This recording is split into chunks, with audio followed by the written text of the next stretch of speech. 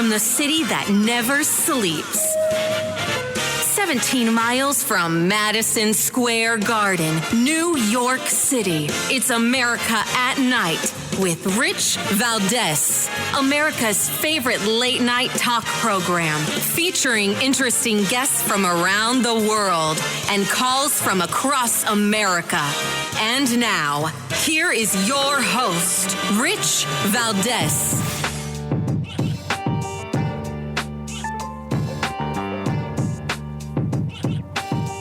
Hi there, good evening, and what's up, America? I am Rich Valdez, Valdez with an S, at Rich Valdez on all of the social media. Your liberty-loving Latino amigo. Happy to be with you this Monday night, live and national. If you want to join us, give us a call, 833-4825-337, 833, the number 4, Valdez.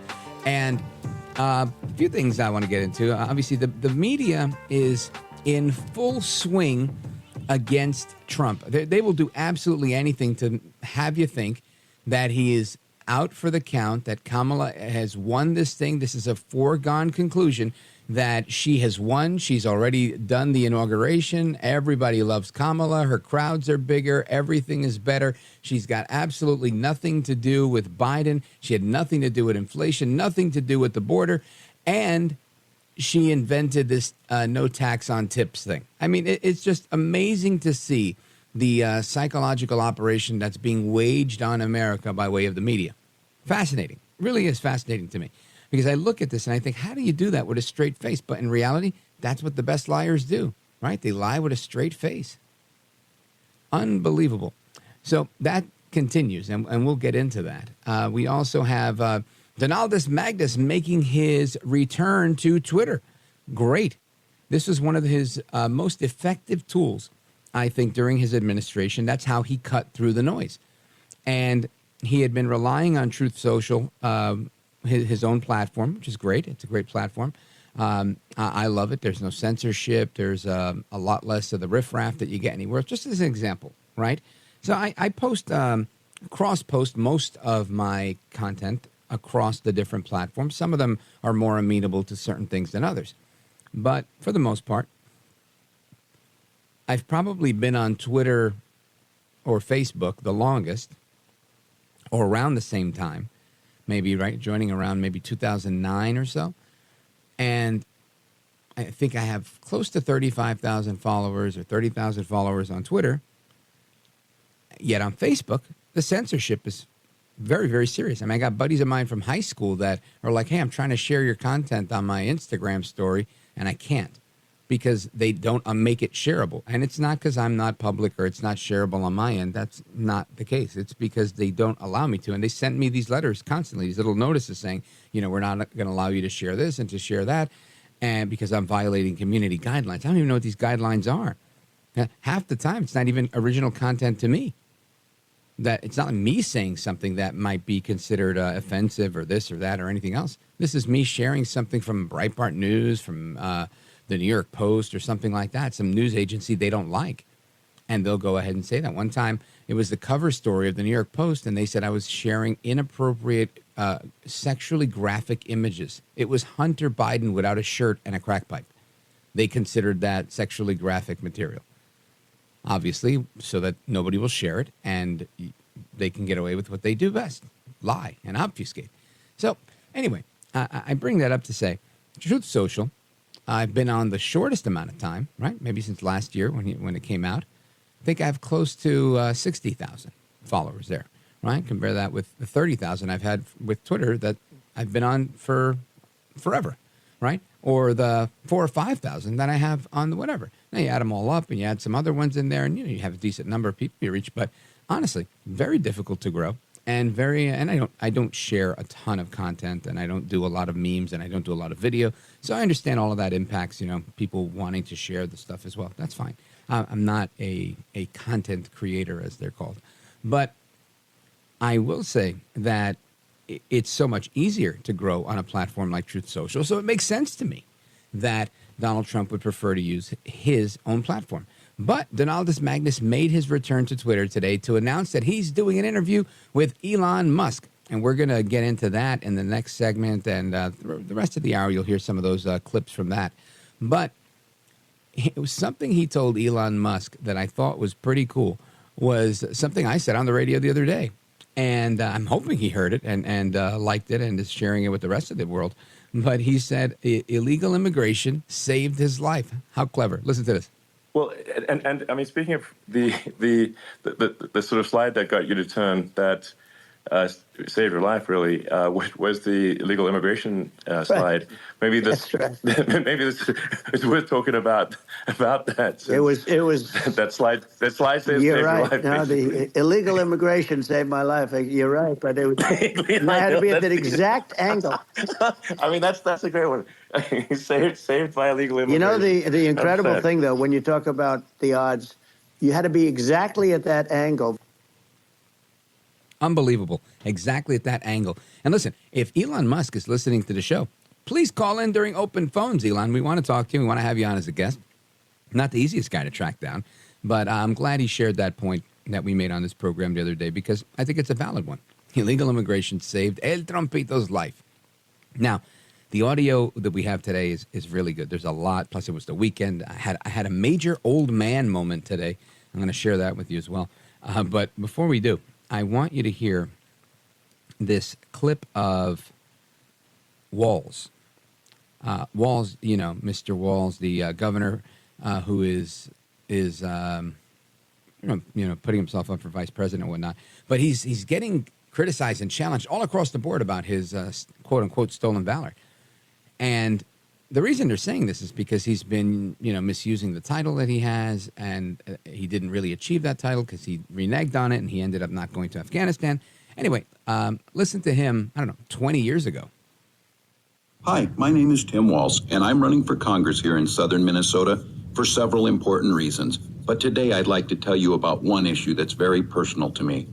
I am a retired command sergeant major in the Minnesota National Guard, and after years of firing artillery, I sustained severe inner ear damage. All right. Now, listen, I listened to that, and if I had to parse the words, I'd say he chose the words extraordinarily carefully so that should he ever be challenged on it, he could say, no, I sustained firing artillery. I was firing at the range. He could talk his way out of these things. But yes, overall, what he said leads you to believe that, he was in war shooting these guns and got some ear damage. I get that. I mean, there's a lot of broadcasters with ear damage, and imagine them saying something like, because I've fired heavy artillery and now I've got it. You can't conflate these things. And I'm not saying that he didn't get it from that.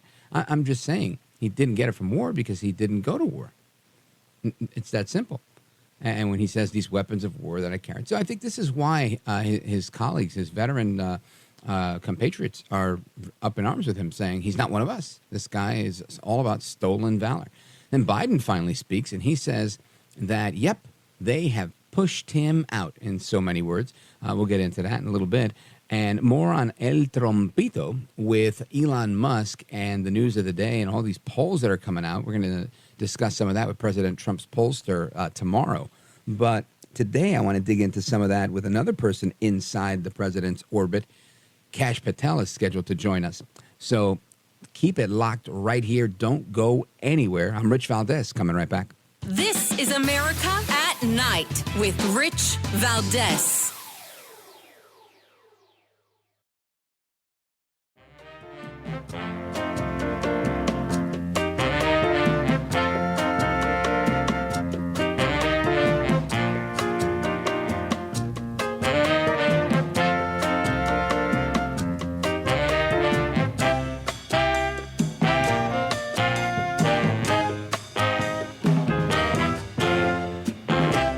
Best guests, the best opinions.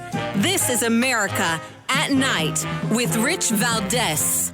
Making a speech and saying there will be no tax on tips. I said that months ago.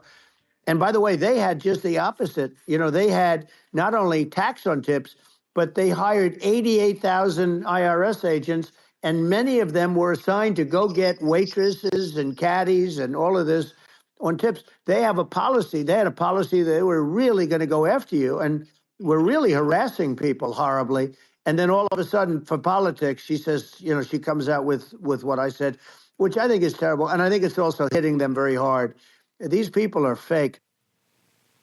These people are fake. That is El Trompito. He was just a little while ago on with Elon Musk on an interview they did on Twitter, and that they call X now. And I want to get some reaction to that and everything else that's going on with the 2024 election from Kash Patel. He's the former National Security Advisor to the House Intelligence Committee. He's a former Chief of Staff at the Pentagon. Big influence in Trump world, and the author of Government Gangsters. Kash Patel, welcome back. Hey, it's great to be with you guys. You bet. So let's talk about it here. Kamala now, her strategy to appeal to the middle class is to become a Democrat that cuts taxes and plagiarizes Trump policy. Look, I'm here in my home state of Nevada. That's where President Donald Trump launched months ago at a campaign event, the no tax on tips, months and months ago. The world heard it. Nevada heard it. We are the largest culinary unions and bar institution unions in the country, and it will impact no one greater than my home state here in Nevada. And then, of course, what does Kamala do? Because she has no policies of her own that are working. She goes to the guy who has the best policies, Donald Trump, and steals them. And places like CBS News, who hated on Donald Trump for issuing such a policy, are now lauding her. And I just want to note the IRS headline under the Harris administration. The IRS introduces new service industry tip reporting program. It's on irs.gov. That is what the Harris administration issued earlier this year or last year. And now she's saying no tax on tips. Everyday Americans should know the Harris-Walsh regime stands for people who will lie to their face, lie to you about their service record, lie to you about what they're going to do for America. And Donald Trump has been telling the truth about his policies since day one because they favor everyday Americans. You know, Kash Patel, it's my understanding that she cast the tie-breaking 51st vote as president of the Senate in her role as vice president in order to get that package of bills for the IRS to get these 88,000 new people and all that funding. She cast that winning vote for them that Biden eventually signed into law. It's your understanding is correct. It is factually accurate and 100% true. And I hope America and your audience is listening to what she says versus what she does. When she has the opportunity to create jobs and prosperity for Americans, instead, she goes into the halls of the Senate and casts a vote to do the exact opposite, to take our taxpayer dollars, hire 88,000 new IRS agents to do what? Hunt down people who are living on tips as bartenders and waiters and caddies and serving in the restaurant industry, and actually introduces and codifies into law legislation that will cripple the middle class and the working class. And while it's impactful here in Nevada, every single state has hundreds of thousands and millions of people employed through the tip industry, like I was growing up as a caddy and in the restaurant business. And she goes into the halls of Washington, D.C. and caters to the swamp and the swamp's everyday needs and the radical left-wing agenda. Her record, as you highlighted, speaks for itself, as does Donald Trump's. Yeah, and it really is somewhat disheartening, I think, for people, right? For people to see that she's so fake and phony and fraud here, should they see it? And that's, I guess, my next question. You've got this situation here where she pretty much doesn't say much. She's not doing interviews. She's hiding from the world. And she just comes out now and says, we're going to help the people in the hospitality industry, just, parroting Trump. It reminds me, honestly, of not this past State of the Union, but the one prior, where almost everything Biden uttered sounded like Trump policy. I would have thought Trump was giving the State of the Union speech. He was talking about, we've got to fund the police, not defund the police. He was saying all these things, and I feel like this is exactly what Harris is doing, despite seemingly enjoying a bump in the polls because she is a candidate that happens to have a pulse, unlike Joe El Baboso Biden.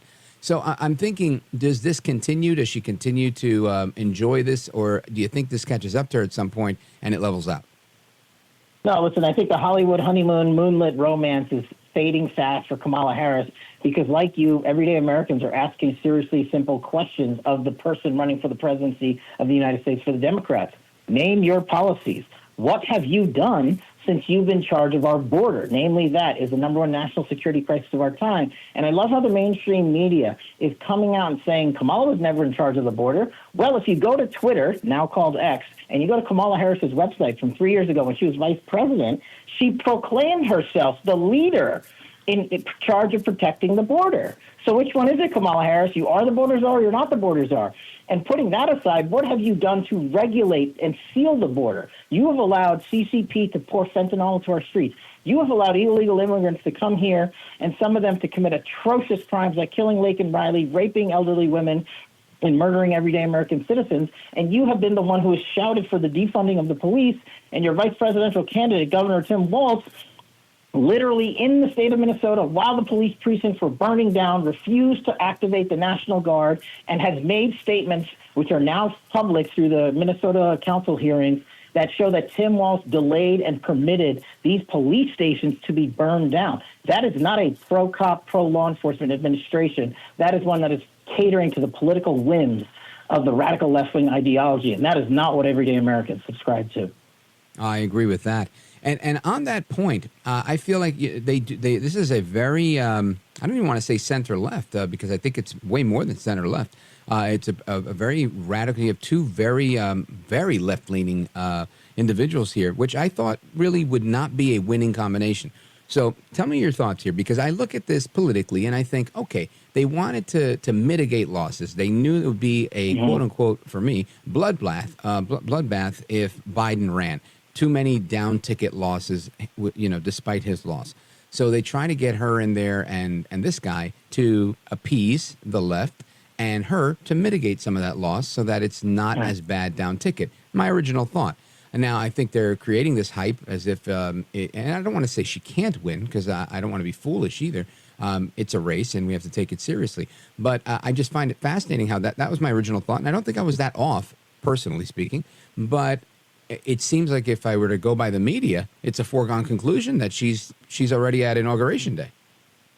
Oh, of course. Well, that's what, the Democrats and the radical left-wing agenda has partnered with the mainstream media for decades, and they've turned it on exponentially since Donald Trump came down the escalator, since he won his first administration, and since he was doing so well across America during this presidential election campaign. They joined forces to get George Clooney to write letters. And remember, the Democratic Party is the one that destroyed the democratic process this year. Joe Biden received 14 million votes from everyday Americans through the delegation process. And before the Democrats had their nominating convention, they threw out those votes. They threw out Joe Biden, their nominee, designated by law per the democratic process, and anointed Kamala Harris. And now they're going to have their Hollywood reunion next week in Chicago, as if they weren't the ones that took a flamethrower to the United States Constitution and people's everyday right to vote. That's something we need to remind everyday Americans of. If they're willing to do that to 14 million people, what are they going to do to the other 350 million Americans who are out there every day working their tails off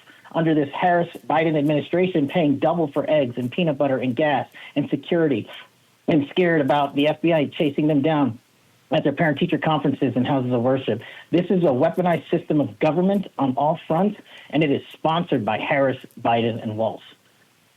Really well put. Folks, we're on with Kash Patel, former National Security Advisor to the House Intel Committee and Chief of Staff at the Pentagon. He's the author of Government Gangsters, which is now a movie, and we've got a trailer for that. We're going to bring you a snippet of that in a little bit. And if you want to learn more about what Kash is doing, go to his website, fightwithkash.com. He's coming right back with us for another segment. If you want to join the conversation, give us a call, 833-482-5337, 833-4-VALDEZ. I'm Rich Valdez, coming right back. Don't move a muscle.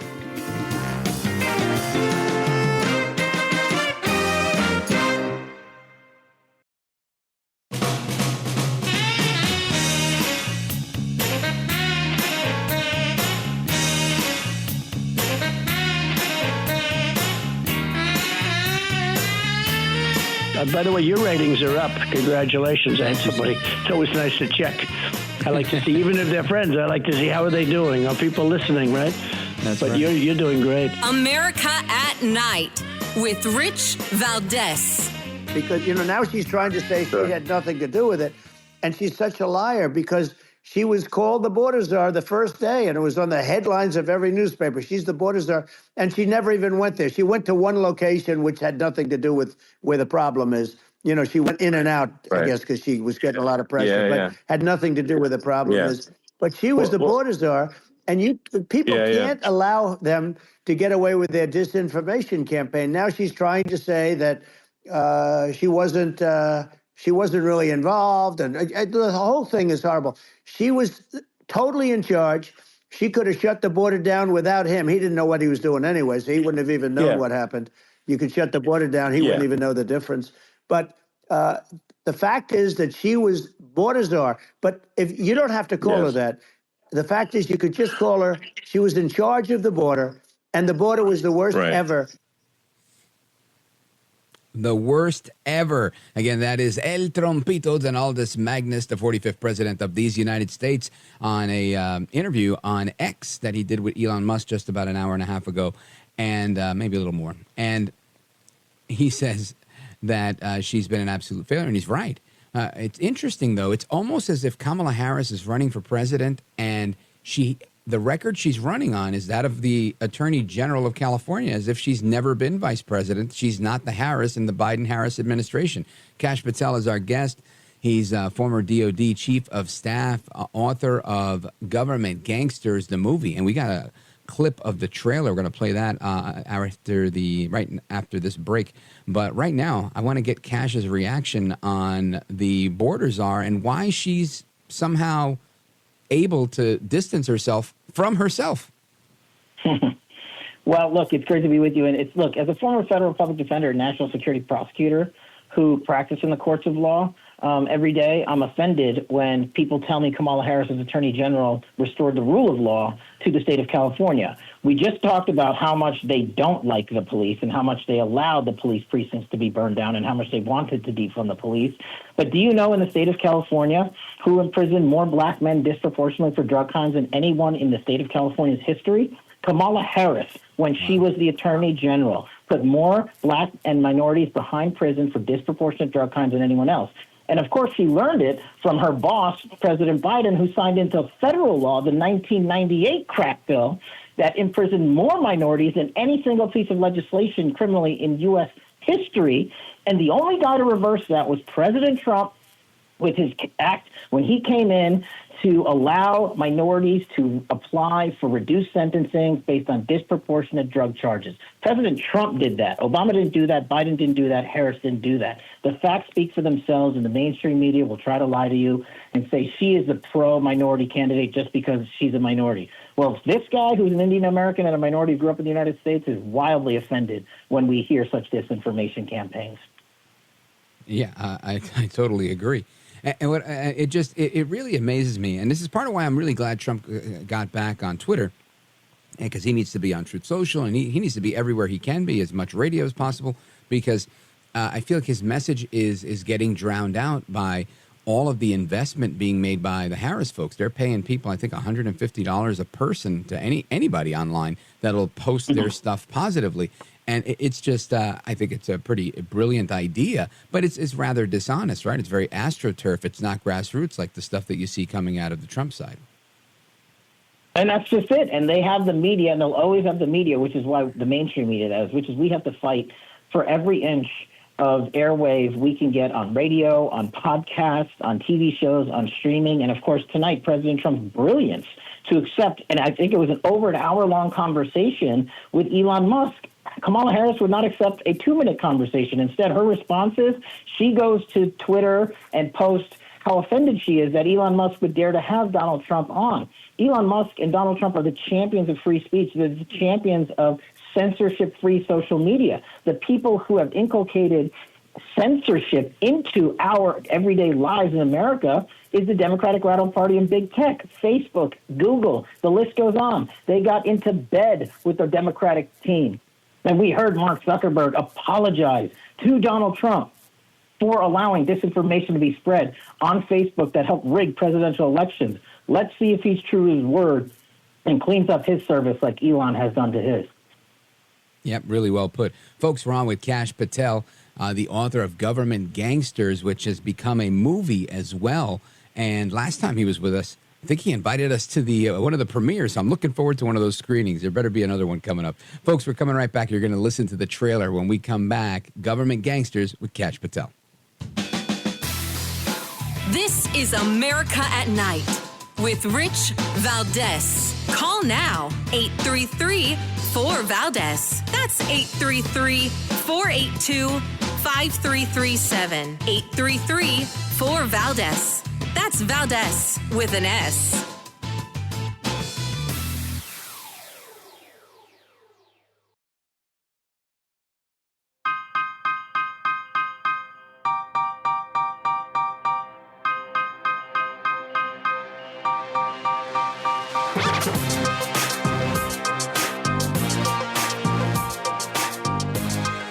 Look at Rich Valdez. He's now a radio host, and he's a great radio. America at Night with Rich Valdez. Government gangsters are the group of individuals, career bureaucrats, who have been installed by what we call the deep state into every agency and department in the United States government. Had Donald Trump not won in 2016, he would not have exposed the flank of the deep state and their weapon of choice, the two-tier system of justice. From Russiagate to Hunter Biden's laptop to Joe Biden's classified documents case to January 6th to the 51 intel letter and everything in between. We would never have learned that. These people are dangerous and vindictive, learning from their mistakes and perfecting ways to hide their corruption. It is finally time for a straightforward assessment of the state of our nation. Based on that trailer, I think everybody in America needs to watch this film twice. Kash Patel, tell us what's going on with the film, how is it being received, and let's dig into it a little bit.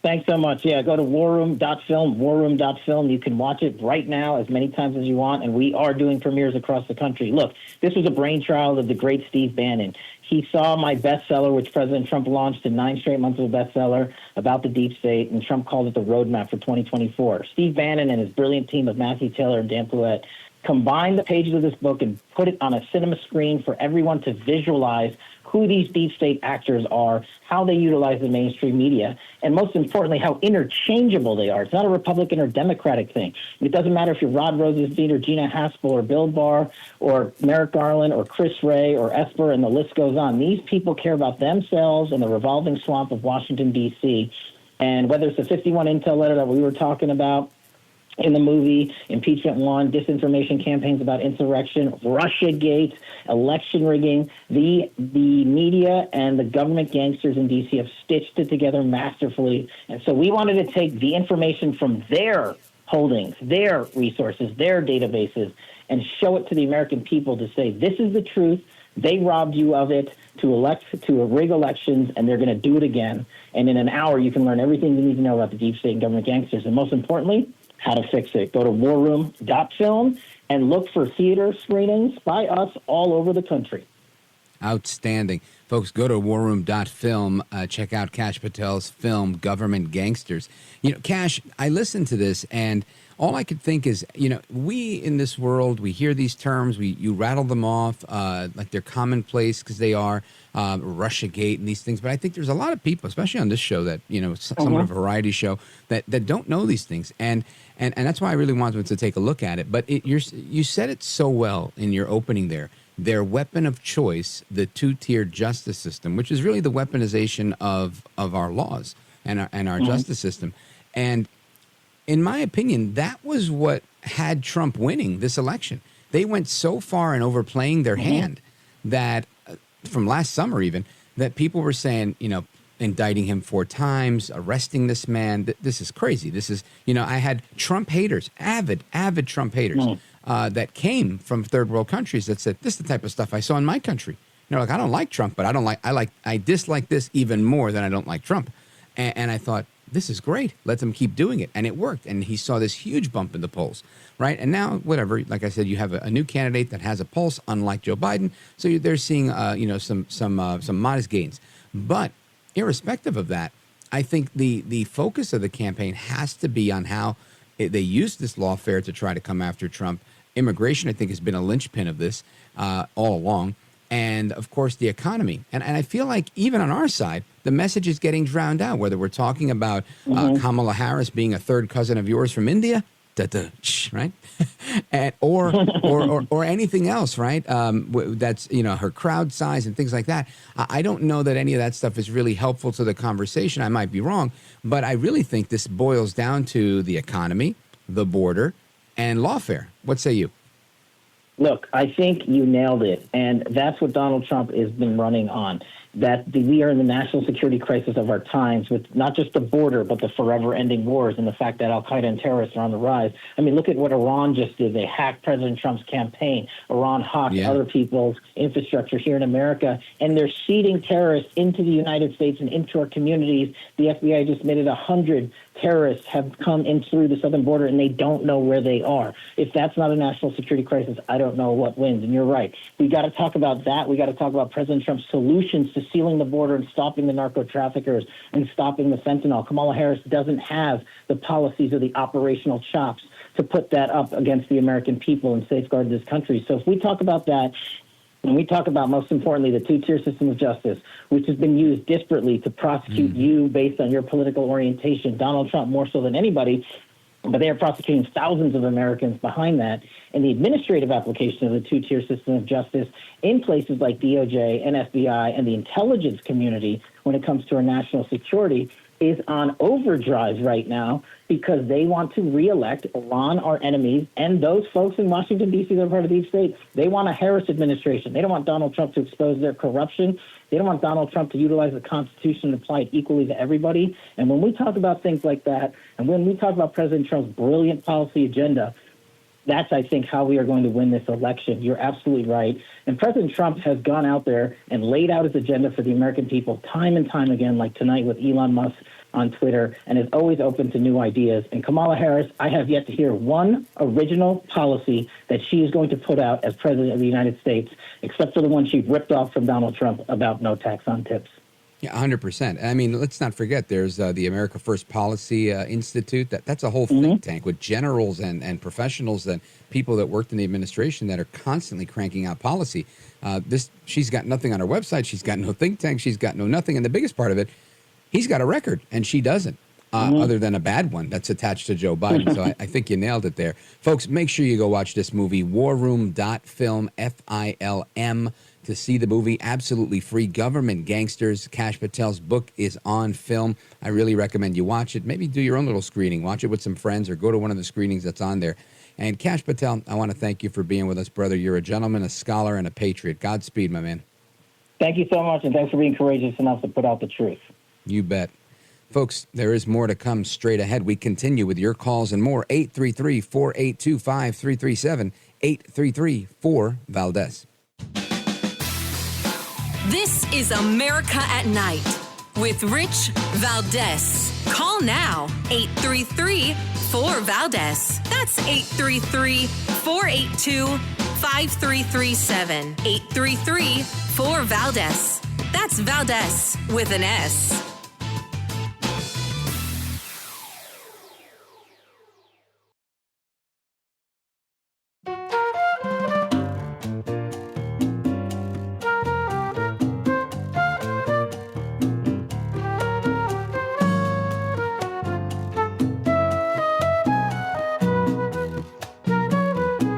You have experience and skills in interviewing, or you wouldn't be on your program. America at Night with Rich Valdez.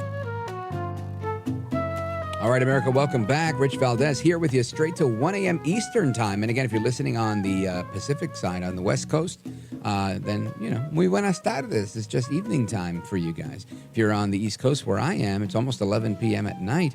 And again, I say all of that to say we're live and we're national. The phone number, 833-482-5337, 833-4-VALDEZ. And I want to go to the phones. Let's go to Dothan, Alabama, WDBT, and check in with Jeff. Hey, Jeff, you're on with Rich Valdez. Welcome. Hi, Rich. Could Trump put on commercials on mainstream TV that say if anyone is caught voting illegally, whether it's voting more than once or stuffing ballots or just undocumented, that they will do an automatic 5 years in prison under a Trump administration? Yeah, I think you could. Well, I think there's no need making other commercials if they're going to cheat, because they can stuff as many ballots. Right. But if they knew that they would go to prison for doing this, I think they would think twice about it. Yeah, I don't know that to be true. I wish I could agree with you on that, Jeff, but I believe, I guess my view of politics is one that is somewhat jaded, I would say. I believe that the majority of people that get into politics are in it for the wrong reason, and there is a minority of people that get into it to try and make the world a better place. And those are your citizen candidates that run for dog catcher and school board and state assembly and things like that, and eventually work their way up to running for Congress and even for president, right? There's a lot of really good-hearted people. The problem is within that group of good-hearted people, you have people who are just way too altruistic. And with that altruism comes some naivete, where they think that, they go into this and they're like, I really think I can win, because they've never done this before, and they don't realize what they're up against. They don't know how deep the deep state is.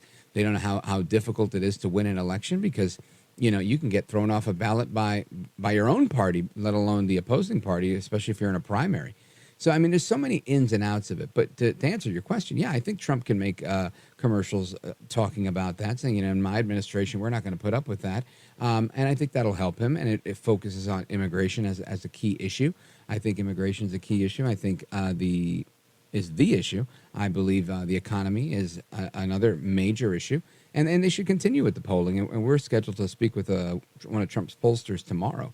But I think it's paramount that we stay focused on the issues. People that even are making a good living. I can tell you, I don't like paying more than $70 to fill up my gas tank. At $70, I'm all right. But when it's 88, 92, which it was 3 or 4 days ago, I filled up $92. I was like, come on, this is a little bit whatever. I try not to complain a lot because I know I bought the big car, and I know it's I've always driven a big SUV. So I get it. I always knew I was going to pay more. But I remember $50 was the big SUV bill. Then it was $60. Then it was like $65.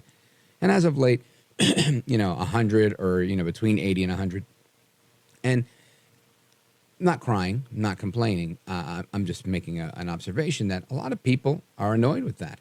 And some can afford to eat that. Others can't. That's a make or break thing. And I've been in that situation in the past.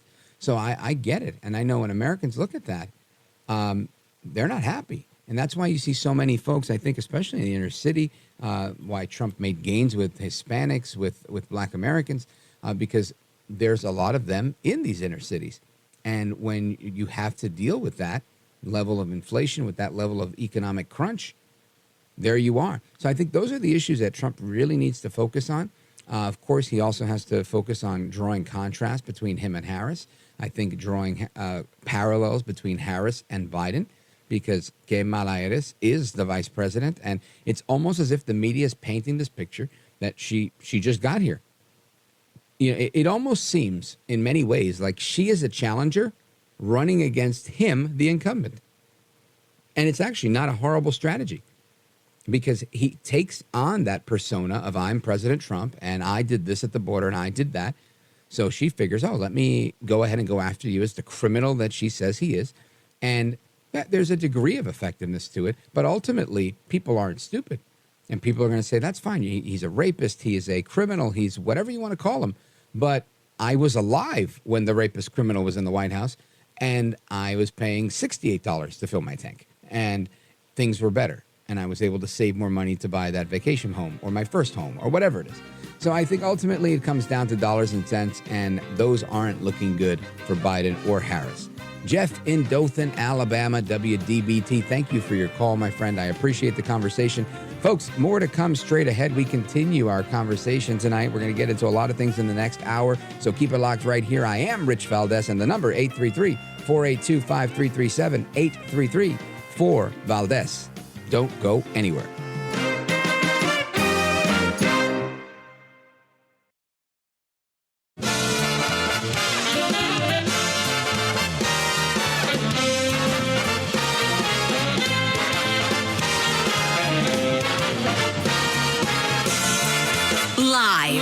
from the city that never sleeps.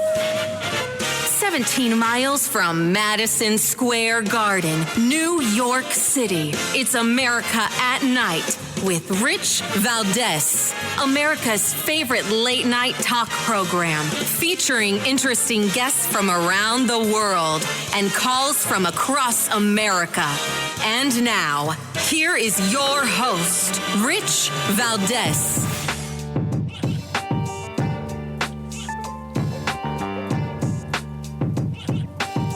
Hi there, good evening, and what's up, America? I am Rich Valdez, Valdez with an S, at Rich Valdez on all of the social media, your liberty-loving Latino amigo. Happy to be here with you this Monday evening. We're live, we're national. I'm coming at you from the New York City metro area, and I'm with you till 1 a.m., and El Trumpito Donaldus Magnus, the 45th president of these United States, he joined Elon Musk on Twitter for a live-streamed interview.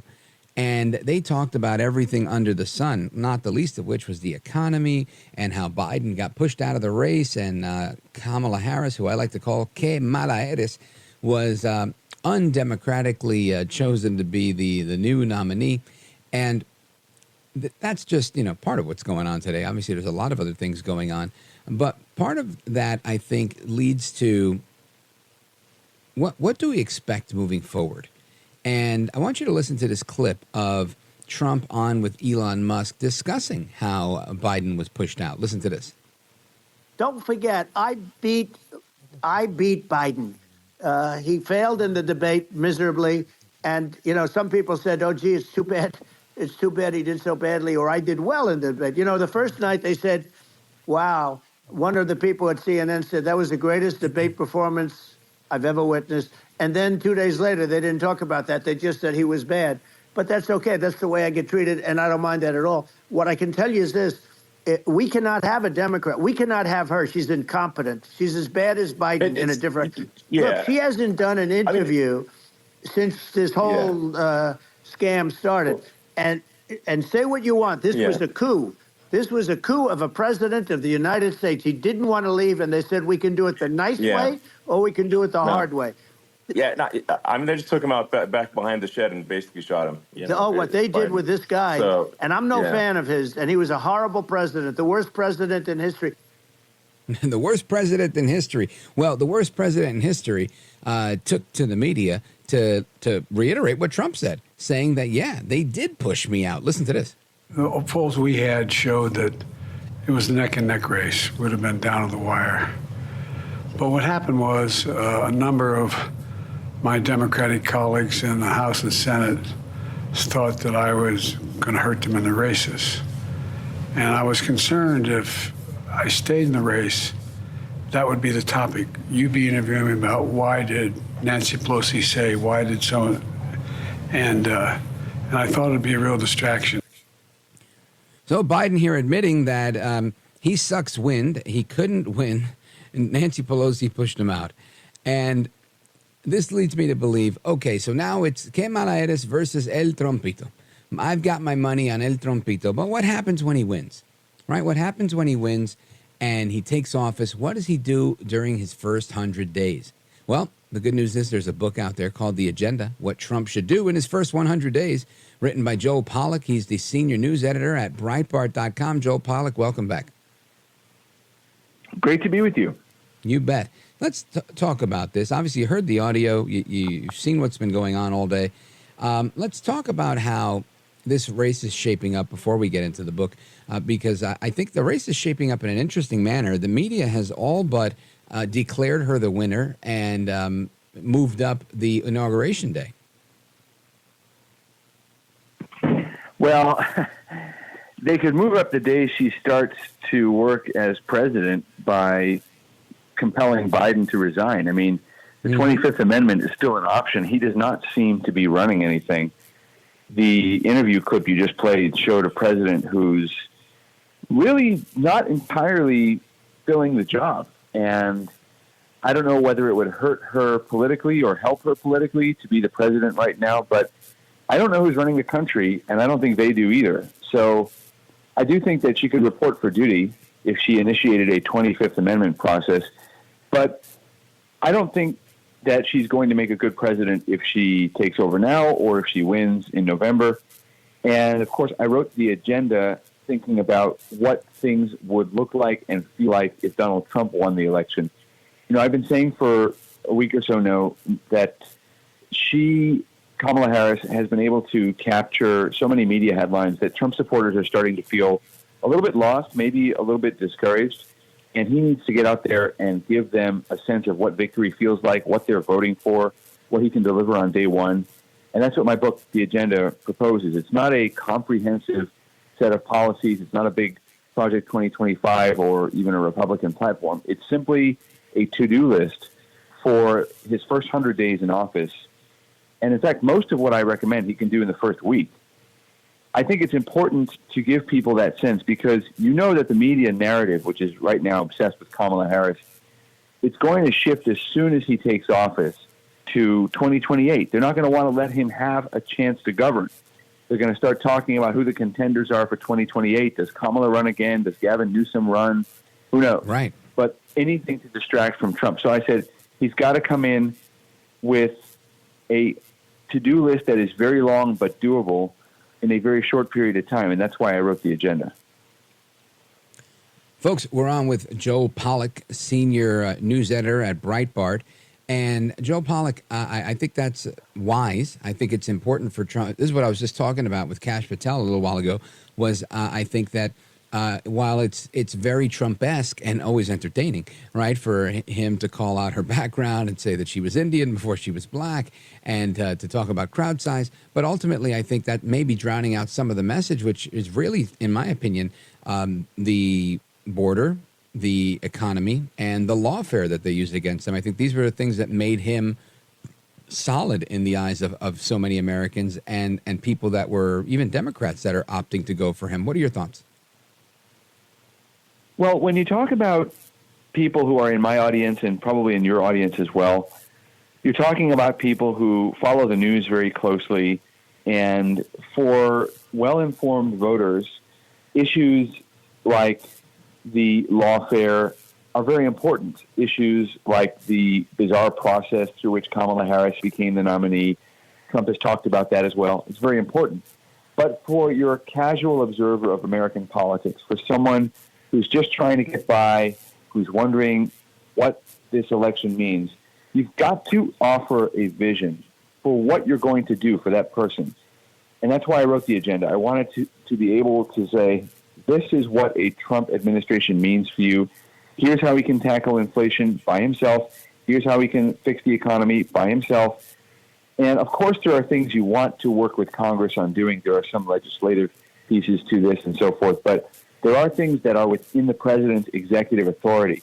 And we know from 2016, 2017, the last time Trump won, Congress was not that helpful even with a Republican-held House and a Republican-held Senate. It's like herding cats. You know, you think they can all work together and they're all on the same team, but there are all so many different agendas, so many different personalities. I think Trump needs to be able to say, this is what I'm getting done regardless. This is what I can do with executive orders, with executive actions, with memoranda, with policy changes. I can do all these things. So I sat down to figure out what it was that he could do on his own, because that's a set of promises he can deliver on, and he doesn't depend on anybody else. Outstanding. Really well put. Folks, we're on with Joel Pollak, senior news editor at Breitbart. We're discussing his book, The Agenda, What Trump Should Do in His First 100 Days. You can get a copy on Amazon or wherever you get your books. And when we come back, we're going to get a little update on his trip to Israel, what anti-Semitism looks like, as well as the rest of our 2024 conversation. So stick with us, folks. We're coming right back with Joel Pollak. This is America at Night with Rich Valdez.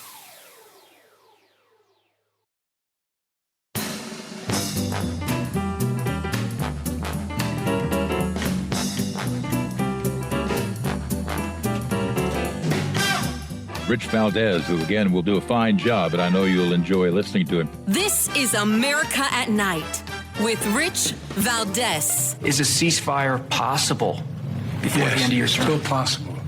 The plan I put together endorsed by the G7, endorsed by the UN Security Council, etc., is still viable. And I'm working literally every single day to, and my whole team, to see to it that it doesn't escalate into a regional war. But it easily can. What, he just run a marathon? Jeez, he sounds so winded. That's Joel Baboso Biden saying he's working every single day to get to a ceasefire. And meanwhile, he's calling for a ceasefire. Why don't we ask Iran to do a ceasefire? Because they're firing rockets on troops in Iraq and talking about going all out with war. Our guest is Joel Pollak, senior news editor at Breitbart. He's the author of the brand new book, The Agenda, What Trump Should Do in His First 100 Days. Joel Pollak, sources tell me you were just in Israel. What's the vibe on the ground?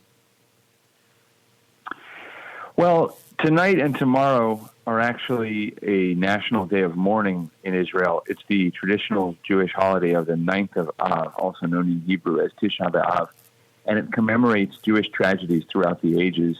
It marks the anniversary of the destruction of the first temple in the year 586 BC, and then the destruction of the second temple in 70 AD, and many other tragedies besides. So this is generally a pretty apprehensive time of year. The 3 weeks leading up to tonight are weeks where people do not have celebrations, they don't have parties, they don't play live music, and it's generally pretty mournful. So that's the mood in which Israelis have greeted news that Iran intends to attack Israel either directly or through its proxy terrorist groups like Hezbollah. And Israelis have been waiting and waiting for the other shoe to drop, so to speak.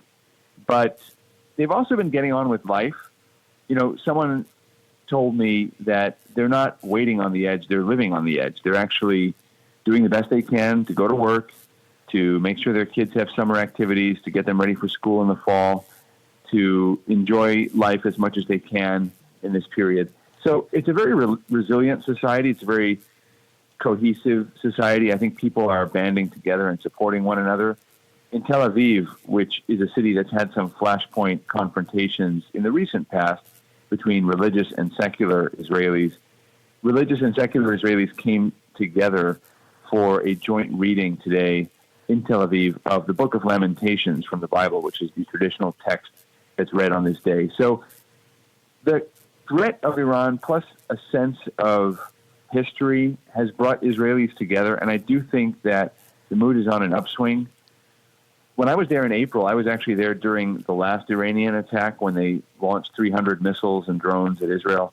And the mood the day after, when nothing really had landed and Israel's defense systems had picked up almost everything and the United States helped and other Arab countries actually helped, the mood the next day was almost euphoric.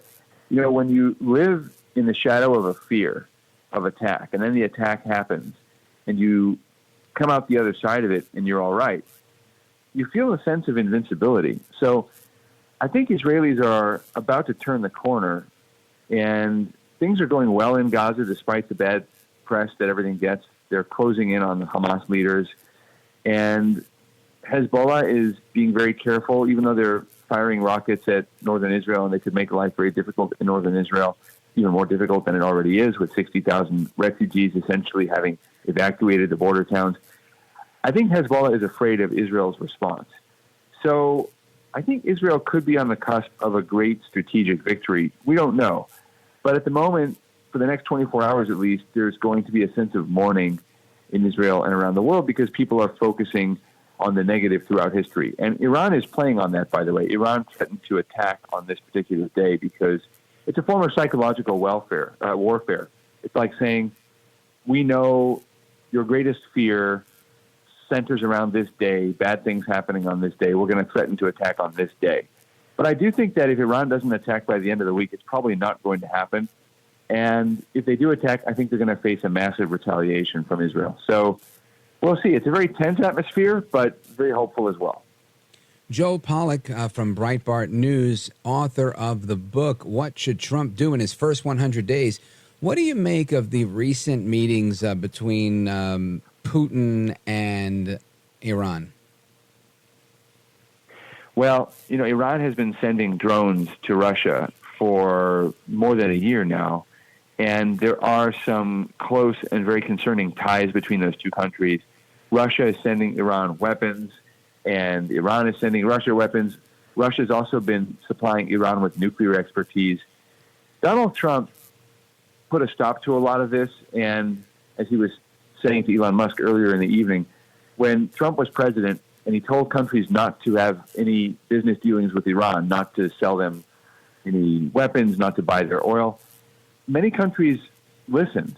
And Joe Biden has been doing the opposite. He's been looking for ways to put waivers on sanctions, to look the other way when China and Russia do business with Iran. What we need is strong American leadership again. Trump kept us out of war and kept the world pretty safe and pretty stable because he had very clear policies with very clear consequences if you violated any of the red lines, unlike with Obama and with Biden. And I think Israelis certainly missed that. I mean, Israelis, when you talk to them, they hope Trump wins. They're terrified of Kamala Harris winning. They're trying to get to know her a little bit, and they know that she could win, so they have to get used to her, perhaps. But they really want Trump to win, and that's true of Israelis across the political spectrum, not just right-wing Israelis.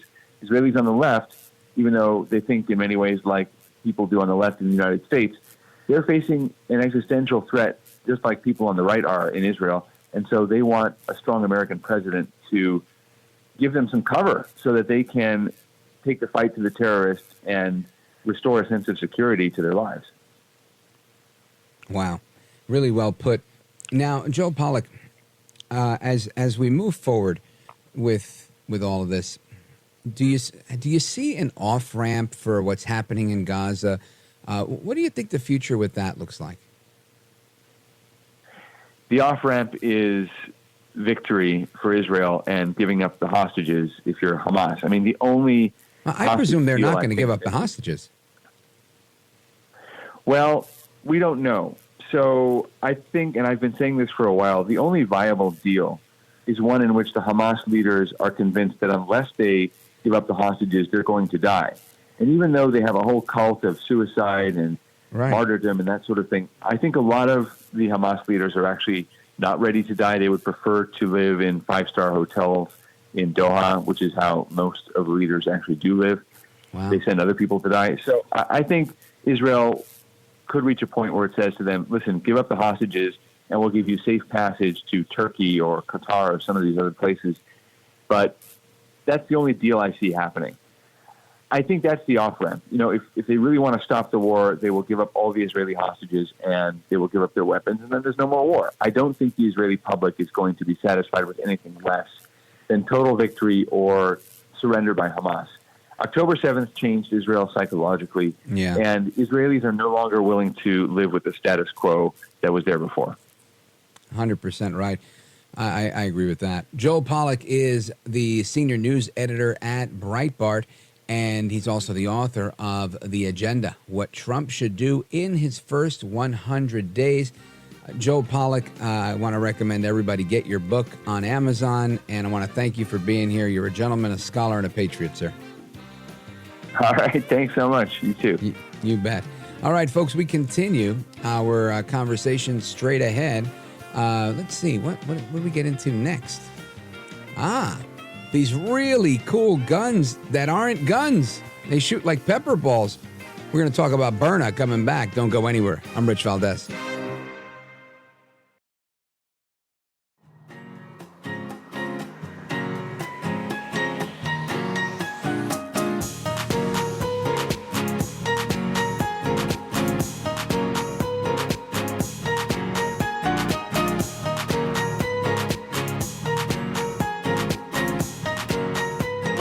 Across America to the liberty-loving Latino, Rich Valdez. This is America at Night with Rich Valdez.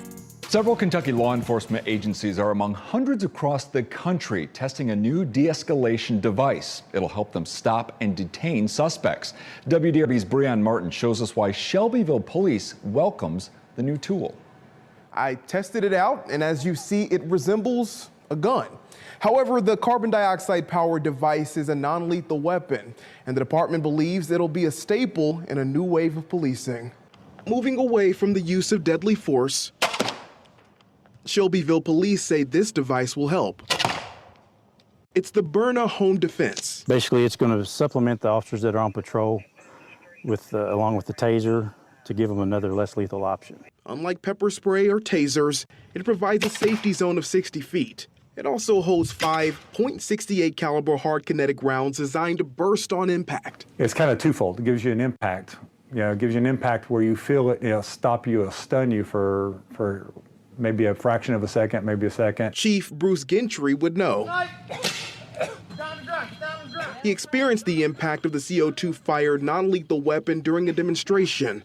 The projectiles release a small yet powerful cloud of pepper spray or tear gas powder. Definitely gets your attention. Anyone can purchase the device, but Byrna trainers say it's quickly becoming a shop for law enforcement. Providing officers with options so that they don't get to that point where they just run out of options and have no other option than to utilize deadly force. Within the last few months, Simpsonville and Frankfort police officers started using this self-defense weapon. Shelbyville is currently training its officers. And this gives us one more option to kind of go to. Another non-lethal skill, another tool in their police duty belt. That's Bryan Martin with WDRB in Kentucky. Now, I want to learn a little bit more about this, because if you've been paying attention, if you're watching some of the conservative news outlets, you've likely seen a commercial for this. And this is a really cool device, CO2 powered. It shoots the what appears to me to be like a mace or pepper ball.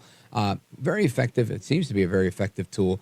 I during the break, I was telling the producer, I've used mace in a real life situation, and works like a charm, but as long as it works, right? And you have to be close enough for it to work. This, I think, gives you a little bit extra stopping power, at least to push somebody back. And it seems like it's a fantastic idea that as I understand it, is allowed to be carried in all 50 states. I want to get to the bottom of that with the president and CEO of Byrna Technologies. That's Byrna, B-Y-R-N-A Technologies, Bryan Ganz. Welcome, sir. Thank you so much. Nice to be with you, Rich. Likewise. So let's talk about this thing. I'm dying to get one of these, and I think it's fantastic. I really am. A friend of mine has one, and he was like, "Man, you got to get this. It's really cool." And I think it's a fantastic idea because, having used CO2 in the past, like with airsoft and stuff like that, it's relatively easy on the trigger. I think it might be easy I have two daughters that are 19 and 23. So I feel like these might be good options for them who don't want to carry firearms. Tell us more about how this came about. First, let me ask you a question, Rich. Are you a gun owner? Yes. Okay. So I'm a gun owner myself. I've been a gun owner for many, many years. But, I always wondered, when it came right down to it, how quick would I be to pull the trigger? And the answer was probably not very quick. And then I worried, if I hesitated, would that be a fatal hesitation for me? If I didn't hesitate, could I be making a fatal mistake? And I really wanted to come up with something where there were no fatal mistakes. And I kind of joke around, if I, shoot the paper boy coming up the driveway by mistake, well, 30 minutes later, he'll be fine. Nobody's going to the morgue. Nobody's going to jail. And I'll leave a bigger tip at Christmas. But it gives me the ability to know that I'm going to pull the trigger. And that was really why we developed it. I wanted to have something myself that I know that I wouldn't have trigger hesitancy. Excellent point of view. And again, my thinking was trigger hesitancy on just it being that much stronger with recoil and things like that. I think this is that much easier to use, at least from what I can see. Now, what's your success been? Have you had any legislative pushback? I'm born in Brooklyn, but I live in Jersey now. And I know in Jersey, in some states, you can have a taser or a stun gun, and it's like having mace. But in New Jersey, it's the same as having a firearm. Well, we are legal in New Jersey. We're legal in all 50 states. So there's no background checks. There's no waiting periods. There's no permits required for the launcher itself. However, there are a number of states, specifically California and New York, that do not allow us to sell the pepper rounds. So we fire two different types of projectiles. One is just a hard polymer, and frankly, it hurts like hell when you get hit. There's a video of me on the website where I'm getting hit and I'm, muttering a few choice curse words. And then, 10 minutes later, there's a bruise on my leg the size of a volleyball. So the kinetic rounds will stop all but the most motivated assailants. And frankly, I load my gun so that the first 2 rounds out of it are kinetic. And if that doesn't stop somebody, then we go to the pepper or, as you say, the tear gas mace type rounds. And then that causes somebody to be temporarily blinded. They're in respiratory distress. Their skin is on fire. So it is very, very effective at stopping an assailant. Yeah, I think so. And Bryan Ganz, you came up with this idea because you said you wanted to come up with something for trigger hesitancy, which I think is a great idea. But in perfecting it, in really rolling it out, I'm curious to know what some of the thought process was, but I want you to stick with me as we take a quick pause right here. Folks, we're on with Bryan Ganz, President and CEO of Byrna Technologies. You've probably seen it on TV, the Byrna launcher. It's a really cool gun-looking device that shoots these plastic pellets and pepper balls, which I think are super cool. Stick with us. We're coming right back with Bryan Ganz. This is America at Night with Rich Valdez. Call now, 833-4-VALDEZ. That's 833-482-5337. 833-4-VALDEZ. That's Valdez with an S.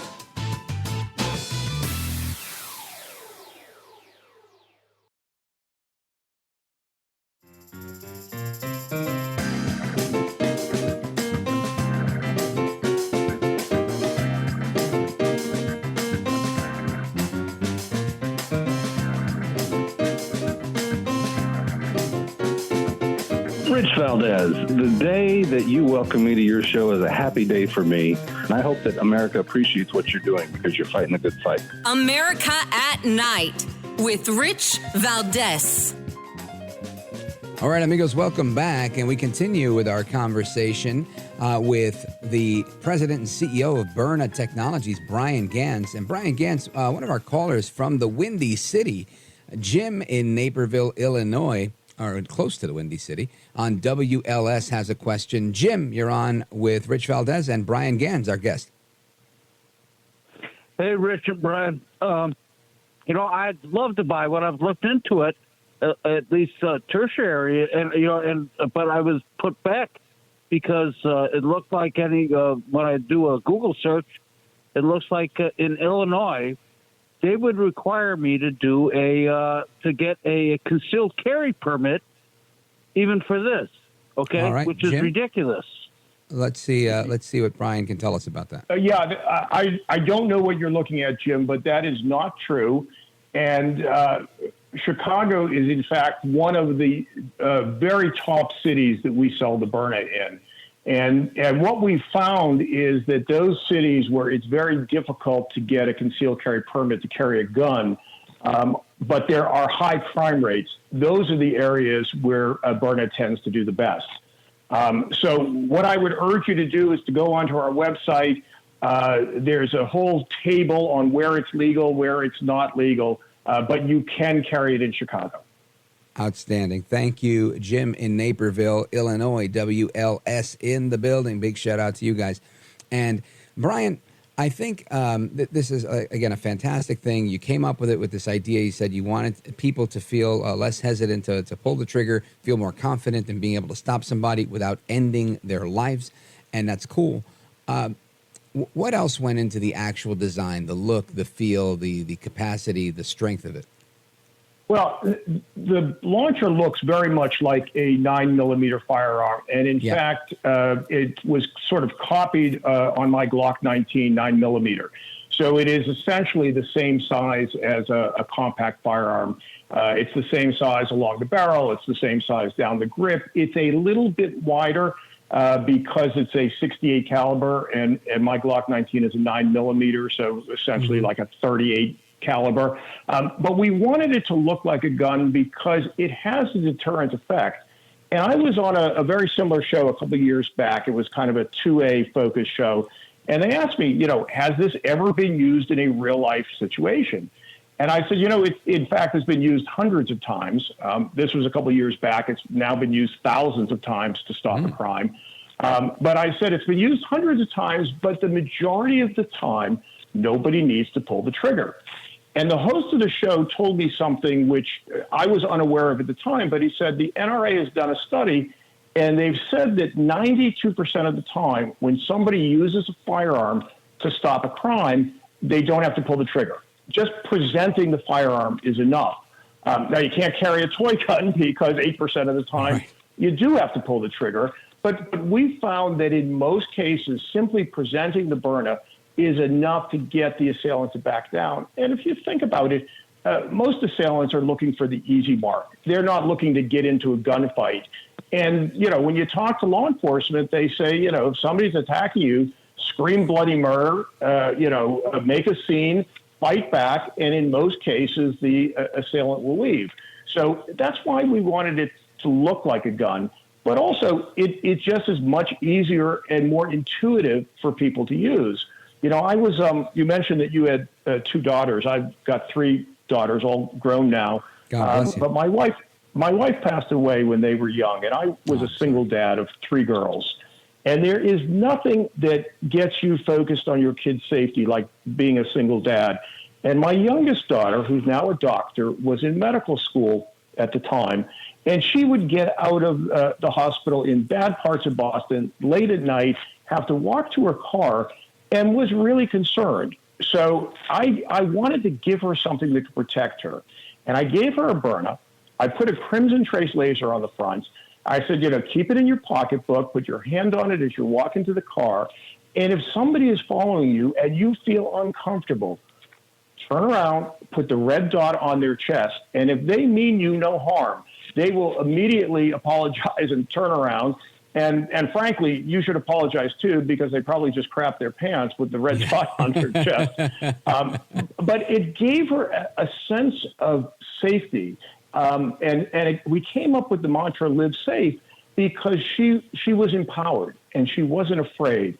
And that's also what we wanted to do. We wanted to give people, and my daughter would never carry a gun. I mean, she thought I was a Neanderthal for being a member of the NRA. So, but she would carry a Byrna, and that really meant a lot to me. Outstanding.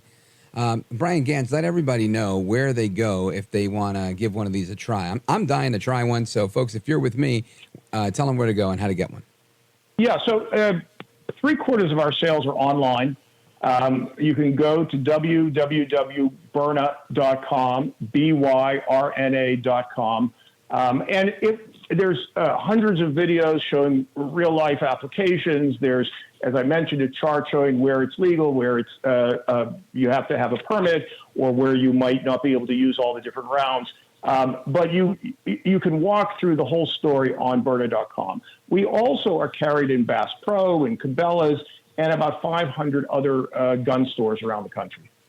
Outstanding. Well, good luck to you. I think this is a fantastic thing, not to necessarily promote a product, but really to promote what you just talked about, that sense of safety that I think a lot of people would prefer to have, knowing that they're not killing people, but they can get out of a situation that might get sticky very easily without inflicting a mortal wound.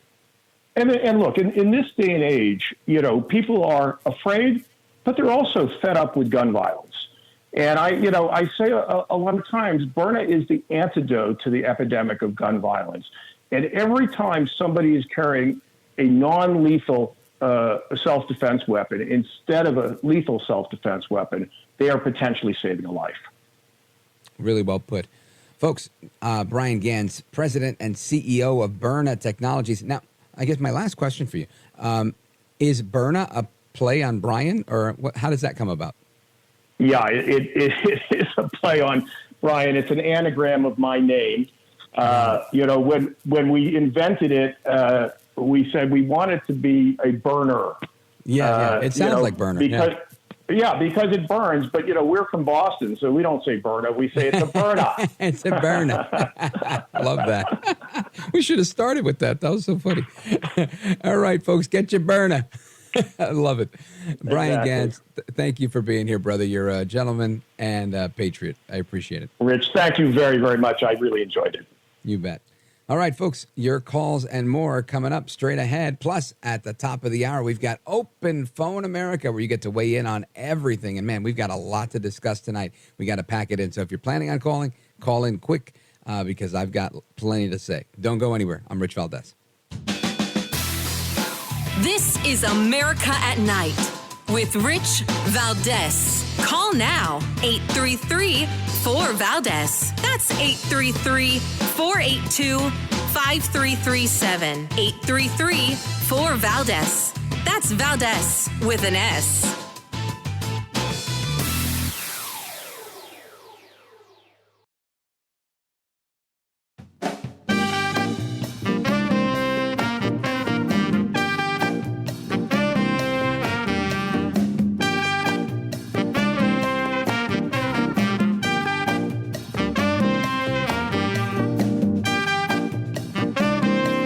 Brown. He's bald, and he's breaking it down. It's America at Night with Rich Valdez. Call now, 833-4-VALDEZ. That's 833-482-5337. 833-4-VALDEZ. That's Valdez with an S.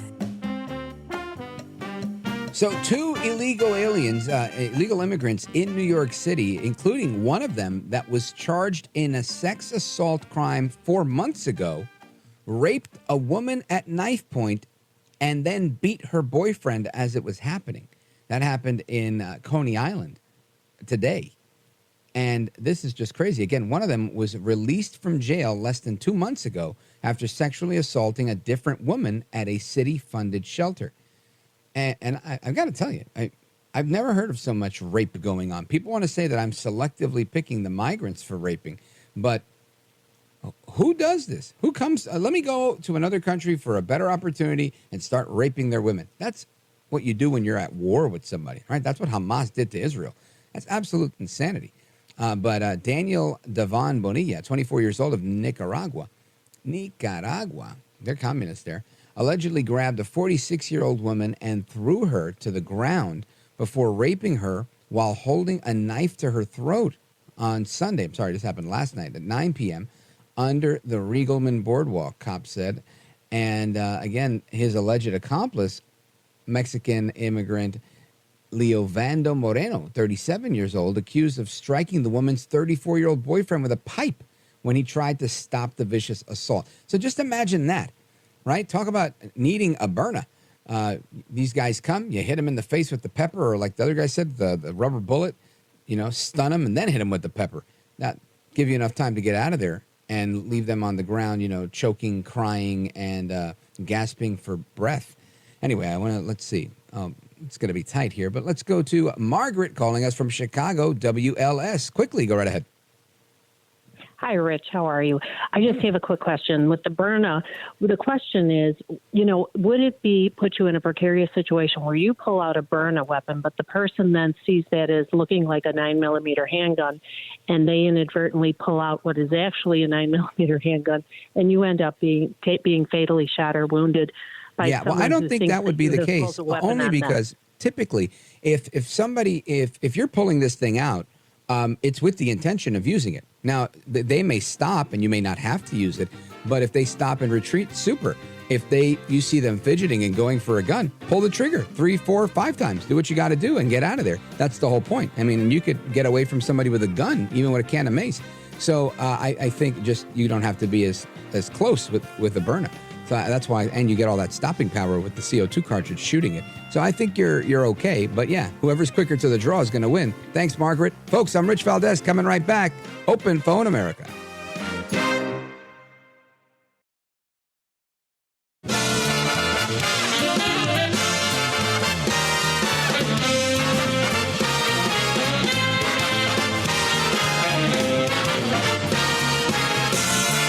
Live from the city that never sleeps. 17 miles from Madison Square Garden, New York City. It's America at Night with Rich Valdez, America's favorite late night talk program, featuring interesting guests from around the world and calls from across America. And now, here is your host, Rich Valdez. Hi there, good evening, and what's up, America? I am Rich Valdez, Valdez with an S, at Rich Valdez on all of the social media. Your liberty-loving Latino amigo, happy to be here with you. It's hour number 3. It's Monday night, thrilled to be with you. Our phone number is 833-482-5337. We're doing calls all hour long. Just make sure you get in early. I hate it when there's people at the end and I have to apologize because I can't get to the call. So again, that number 833-482-5337, 833-4-Valdez. We've got calls from Oregon, from Chicago, from Montana, from Idaho, and more coming in. There's still a couple lines open, so feel free. You're welcome to join us, and I'm going to get to the calls that are there momentarily. But a few things I want to talk about. Obviously, today, Trump made his triumphant return to Twitter. And I tried to log on to announce, right? He logged on to announce, to promote an interview that he was doing on Twitter with Elon Musk. Now, what's interesting about this is that when I logged on, it said that it wasn't available. It broke the internet in many ways, right? There was some serious traffic. And I think Trump even alluded to that in his comments with Musk, congratulating him on how much listenership they were getting. Listen to this, cut number 38, Elon Musk with former President Trump. Check this out. We had a great conversation yesterday. As you mentioned yesterday, if we could just record that conversation and post it, it would have been excellent. And I hope we can have something like that today. Well, I think we will. I'm pretty sure we will. And congratulations, because I see you broke every record in the book with so many millions of people, and it's an honor. We view that as an honor. Of course it's an honor. Shoot, I'd like to be on with Elon Musk and millions of people and the entire Twitter. Imagine all of Twitter, the whole Twitter, pretty much trying to chime in. Very, very cool stuff. And you know, what's brilliant about this is that President Trump does this right at the right time, right? Very slick.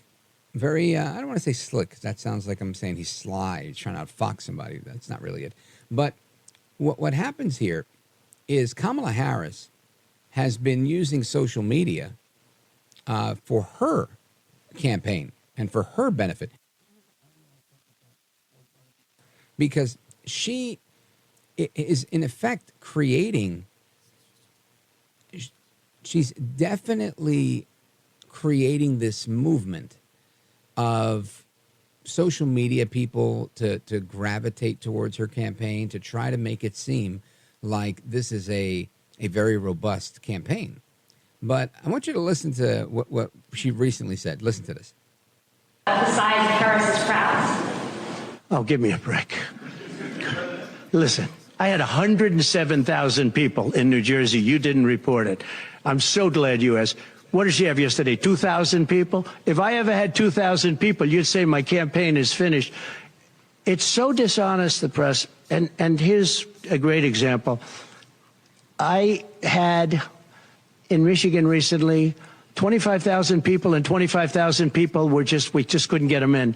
We had in Harrisburg 25,000 people, and 20,000 people couldn't get in. We had so many. Nobody ever mentions that. When she gets 1,500 people, and I saw it yesterday on ABC, which they said, oh, the crowd was so big. I have 10 times, 20 times, 30 times the crowd size. Now, they're going to try and taunt him and say, oh, Trump is melting down over crowd size. He's 100% right. 100% right. Listen, I was at the rally in the South Bronx. I had media credentials. It was close by. So I said, hey, why not? Check it out. This is Bronx, New York, Crotona Park. And like I said, there were double the amount of people, clearly, in my opinion, waiting to get in as there were inside the perimeter. Even if I'm exaggerating and it's half and half, right? Let's say there were 15,000 people inside and 15,000 trying to get in, or 10,000 inside and 20,000 trying to get in. It was roughly 20 to 30,000 people that were there. a massive amount of people, with a permit that the city gave him for 3,500 people. 10 times he had 10 times the amount of people, or close to it. And my point is, they'll say, and it was a lackluster crowd, not showing you the people waiting to get in that are slowed down, because if the local law enforcement doesn't work with the Secret Service to give them larger perimeter and more crowd control and local support on the outside, the fewer of those magnometers that they can bring in, the metal detectors, and staff to run those magnometers. So you're down to, like I said, at the Trump thing, I think there was 4. And it was incredibly slow to get in. It took forever to get through every bag for the media people. The other folks were told not to bring bags, so that made it a little bit quicker. But again, with that level of people, Trump was already done with his speech while people were still trying to get into the area of the park. I mean, they could hear it. They just really couldn't see much from where they were. My point is, he's right.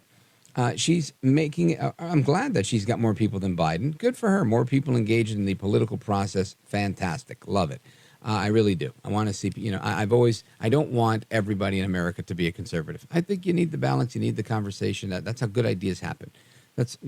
You're never going to have that type of hegemony anyway. So that's fine. But Kamala Harris is running this campaign, and again, to her credit, I have to say, right, the best she can. She doesn't really have people. I'm going to say she doesn't have friends. She doesn't really have people, supporters that are as enthusiastic as Trump supporters are. I get that, no problem. So they have to manufacture these people, and the help of a social media agency is what she's using. Kamala Harris, this is in Forbes, Kamala Harris memes have helped her launch her campaign with a big bang, but can it last? This is in Forbes magazine. The Harris campaign is betting big on content creators to keep the momentum after going viral in their first week. Between coconut tree memes and viral video edits to set Chappell Roan's hit, I don't even know how to say that word, phenomenon, Vice President Kamala Harris's surging campaign. See how the words they use, surging. Quick pause there. Something I heard this morning, and it was a report on a right-leaning radio station report, bottom of the hour news. I forget who was providing the news, but the guy says that, let me see if I get everything straight. Oh, that when Trump said it would be a bloodbath, the Biden campaign, or President Biden and the Harris campaign, agreed that they interpreted that as Trump calling for political violence and a non-peaceful transfer of power.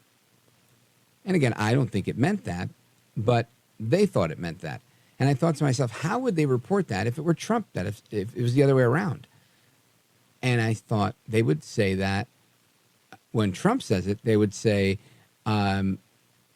disproved or falsely claimed. But when it's Biden that's claiming, it said the Biden administration and the Harris campaign claim that this would be a situation that would result in a failure to have a peaceful transition of power. If it were Trump saying it, they would say the Trump campaign falsely stated, and they do it all the time. And I wonder, why wouldn't they do that to the Biden campaign? Say that they're falsely stating it. They have no proof that there's going to be some sort of armed, violent insurrection. None. So why do that? But this is the game that they play.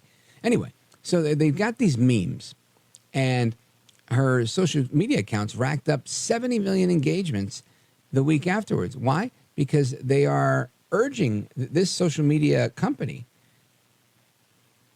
launch viral. It's what it's called, viral launch, excuse me. This is what they're doing. And the Harris campaign has quickly moved to transform the what they want to make look like organic excitement and viral videos into real political momentum. But the campaign staff and the operatives acknowledge that in a quick-moving media ecosystem, she won't really dominate online discourse forever. With 4 months to go until Election Day, the campaign is doubling down on its strategy to leverage social media influencers to reach young voters while carefully capitalizing on the groundswell of enthusiasm that she's having lately. And its strategy is to acknowledge memes with a wink and a nod without embracing them in a way that voters perceive as corny or inauthentic. That's going to be tough for her. And it plans to lean on influencers to help Harris reach younger voters, according to the campaign spokesperson Seth Schuster. So one example of this is the neon green stylized Kamala HQ banner that now adorns their Twitter account. It's an allusion to the cover art of the new album from British pop star Charlie XCX, who blew up social media when she tweeted, "Kamala is a brat," a reference to her music's trashy, carefree aesthetic. The account's bio describes its mission as providing context, a nod to a viral meme the campaign has embraced, in which Harris shares an anecdote from her mother about existing in the context of all in which you live and what you came from. I guess she's now unburdened by what has been by doing that. Harris is also leaning hard into pop culture trends, largely thanks to a group of mostly 20-somethings that includes alumni of Biden's 2020 campaign. The DNC and the Democrat Congressional Campaign Committee, the DCCC, swiftly rebranded the campaign accounts to Kamala HQ so that she could appeal to this younger group. And there's more, right? There's more about this. They've gone in depth on this stuff, getting people from TikTok and from all over the place to do it, including paying them, right? This is what they're paying. The campaign is the way they would pay people on election day with like what they used to call walking around money. They're now paying influencers to get this word out, to create this, at least the appearance of a groundswell of support. And again, that is politics. They're trying to influence the balance of power. Our job to be politically astute and informed patriots so that we can make the best choices for our country and for future generations that will inhabit this country. So I'm going to get to your calls and stuff momentarily, but wanted to bring that to your attention because while the media says this about crowd size, Trump was really criticizing the way that she's approaching this, where he's out there earning the support of the people. She's out there trying to figure out how to make it look like she has the support of the people. And I think that's a very interesting distinction. So, folks, we come back, and that article, by the way, is in Forbes. If I have a moment, I'll tweet it out so you can take a look at it. I'm at Rich Valdez. If you are not following me on Twitter, please do, or whichever one of these things you like to use. I'm happy to interact with you on social media. Don't go anywhere. This is America at Night with Rich Valdez. Call now, 833-4-VALDEZ. That's 833-482-5337. 833-4-VALDEZ. That's Valdez with an S.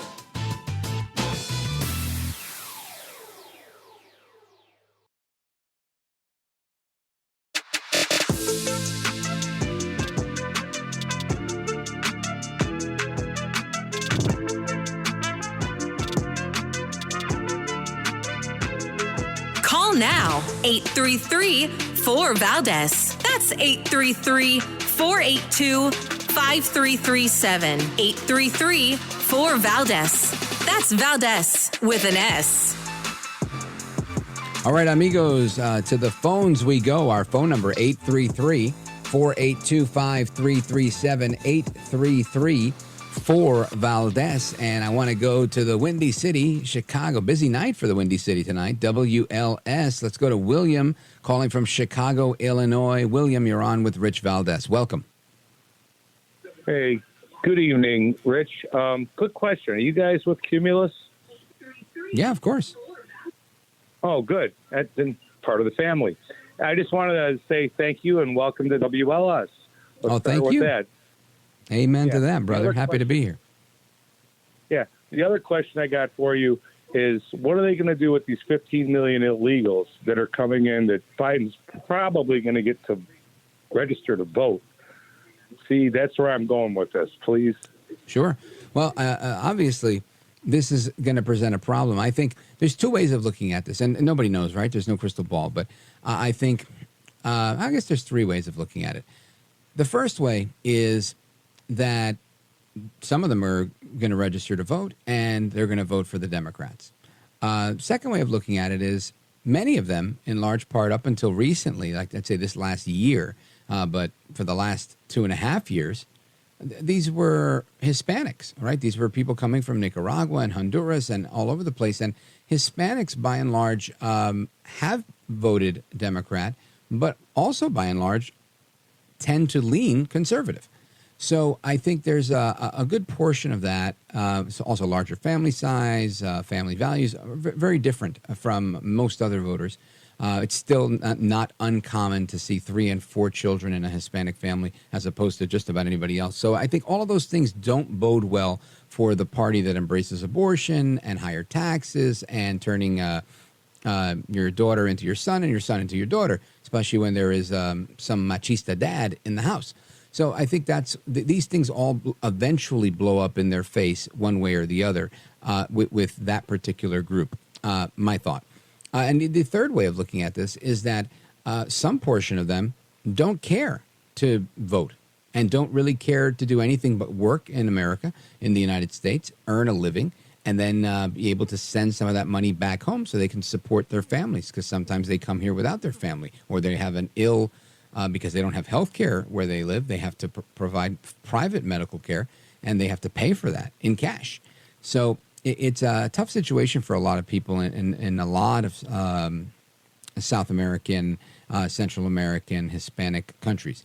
So that being said, with respect to this election, there's no question that I believe some of them, especially the ones that receive driver's licenses, are going to be automatically registered to vote. I just don't think that the number is going to be that big of 15 million. I think it's going to be a smaller number because there's still a lot of them coming in. There's still a lot of scrutiny on the election. I don't know that every district in every part of the country is going to be able to cheat. I just don't think it's going to be possible because too many people are vigilant now. And we're also not in the throes of a pandemic where people are wearing masks and people are afraid and people are saying, all the things that they said during the pandemic. So I think all of that bodes well for Trump and for honestly, for our republic. So my thought is that is eventually a problem. I just don't know if it's going to be a huge problem in this particular election. I think it's a problem, just not a huge problem. Now, with respect to the topic at hand that we were talking about with this AstroTurf generating these crowds, paying people to attend rallies, paying people to share social media content. What are your thoughts on the Harris campaign using these social media agencies to hire these people? Mine? Yeah. I think it's ridiculous. But I really wanted to end this conversation with this. Welcome to the family, and especially WLS. We love you, okay? Oh, thank you. I appreciate that. William in Chicago, Illinois, I love you guys too. And about 6 years ago, I first got on the airwaves of WLS, substituting for the great one, Mark Levin. And I remember having some great callers from WLS, and it was really an honor and a blessing. So thank you for the warm welcome from WLS in Chicago. Great to be on live. We were on in Chicago for a while, and it's great to be live. So grateful to WLS. And folks, we come back with your calls and more on all of these great stations like KUMA, KOFI, KBOI, and so many more. Don't move a muscle. I'm Rich Valdez.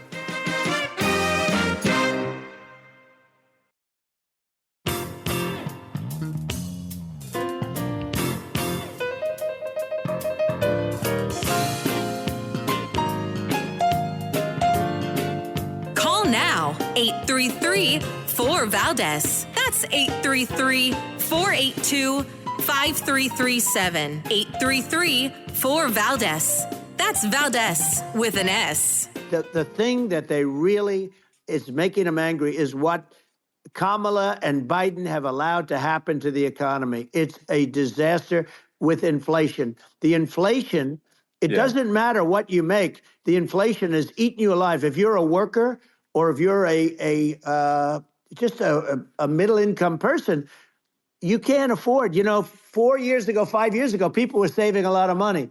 Today, they're using all their money and borrowing money just to live. It's a horrible thing that's happening. And we'll end that quickly. Well, I think a lot of... That is El Trompito on with Elon Musk, the billionaire founder of X, Twitter, and Tesla, and the Brainlink thing, Neuralink, and interesting conversation between the two of them. What I find interesting is I just saw on Twitter that Elon Musk was asking if anybody has any edited clips of tonight's conversation. So I think it's wise that we let him know that we're playing the clips right now live, and he should tune in. And it would come as no surprise to me if he is tuning in, because he mentioned something that I mentioned the other day, and I thought that was pretty interesting, that illegal immigration saved Trump's life. Hoping he was listening or somebody passed that along to him.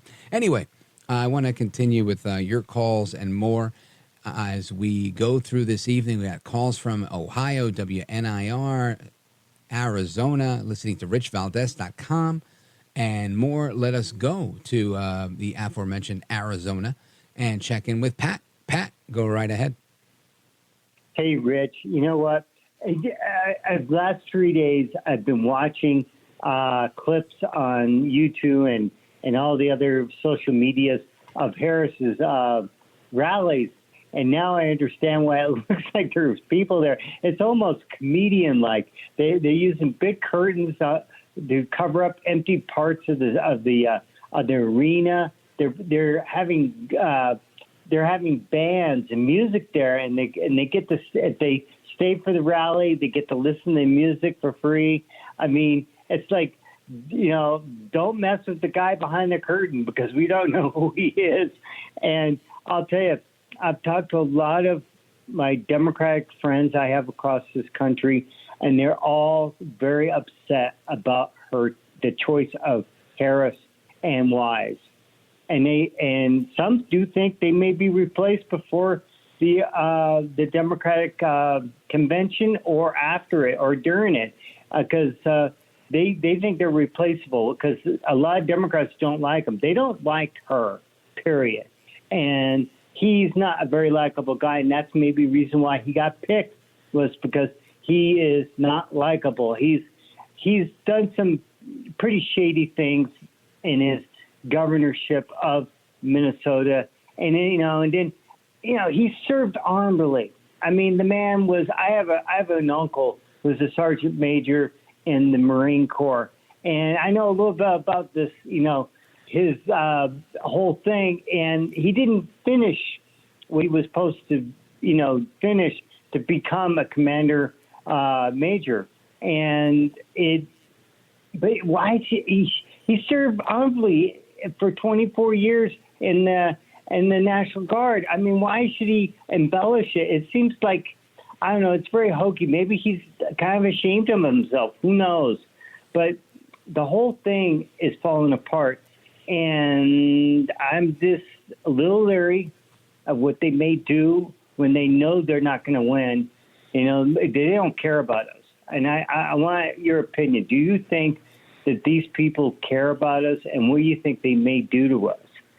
No, I've never thought any politician, any side of the aisle, cares about anything. I do think Trump cares about the country, and he by and large cares about people.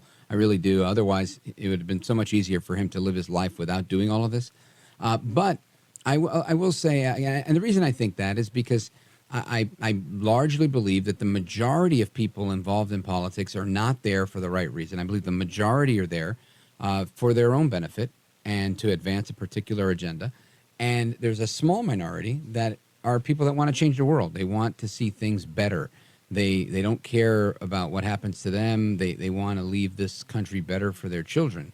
And that's admirable. I mean, I ran for office once, and those were all my goals. I really, and guess what? I lost, right? Why? Why did I lose? Because the good guys don't always win in this game of politics. Trump, I think, is a rarity because he was one of them first, right? He was funding Hillary Clinton's campaign. He's donated to Kamala Harris in the past. He knows all of this stuff. He's been there before. And I think that's why they don't like him, because he kind of like turned states. They're like, you were one of us. How dare you? How could you, Donald? But he did. Why? Because he cares. And I think that's a rare thing to see. But yeah, I don't think Kamala Harris or any of these people care about anything. They care about power, because that's what politics is about. And I think that's what gets misunderstood, Pat, is that is the game, right? The actual definition of politics is influencing the balance of power. How do you do it? Through rhetoric, through leverage, to gaining influence one way or another. And I don't think you should be using lawfare or any type of illegality. That's where people go way too far. But the reality is that's what they're doing. They're always trying to win. They're always trying to gain more influence. And that's the sport. That is the game. So obviously, some people are going to play for keeps and play a little rougher than others. And that's how it's always going to be. And that's why I think ultimately people that care about people, they get exhausted in a business like this because it's so cutthroat and you're not able to help people the way you want to help them. Instead, it becomes an act of survival for most of these guys. And I think that's what makes them least comfortable, why so many of them end up leaving, right? So at least that's my take on it. Pat in Sedona, Arizona, thank you for the call, my brother. I appreciate you, man. Always good to hear your voice. Let us continue. Let's go to Canton, Ohio. Check in with Deb, WNIR. Go right ahead. Hi, Deb. Oh, excuse me. I'm sorry. Hi, Rich. Yes, hi. This is Debbie from Canton. I called you last week, Wonderful. and I told you Nice to how speak with you thrilled I again. was about. Yeah, you were very gracious, by the way, and that's Thank why I love you for being that way, because you're like the Jim Bohannon ghost. Oh. I'm telling you, I love you for that. Thank you. That's a tremendous compliment. and I appreciate You it. let people like me get a little voice in here. Sure. I'm not exactly all Trump. I told you. If you remember last week, I said my whole family has been against Trump from the time he started. And here's the thing. I really feel that's really sad because I'm a boomer. I got, like I told you, I got six or 7.5 grandkids coming on. And my two children, they are so awesome and loving, and they don't want Trump just because. And I don't want to make it all about him, okay? It is. Well, is there a though, particular about policy that you don't like that Trump has? Well, let's say, pretty much anti-woman. I feel he's anti-woman. Which policy is anti-woman? Which policy? Oh, because we can't have our own choice to do what we want to with our bodies. Well, but which policy? Because I've never seen Trump say that. In fact, he's on the record saying that abortion should be up to the states and it should not be a federal issue. So he's kind of hands off on that topic, saying you have your rights, do what you want to do in your own state. Your state will figure that out. How does that make him, per se, or his policy position anti-woman or anti-choice?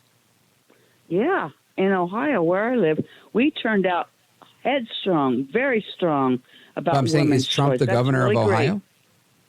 Huh? Is Trump What's the that? governor of Ohio? No, he's not.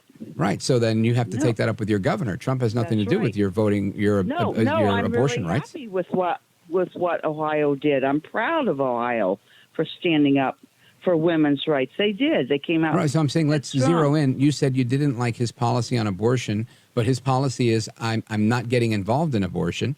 So what's wrong with saying I'm not involved in abortion as president, the head of the federal government? We're not getting involved. The question: would you make the anti or the drug? That Well, it's not up he to me. said- This is before the Supreme Court. No. I know. That's why we don't like him, because he's really shady. He's not clear on anything about that kind of thing.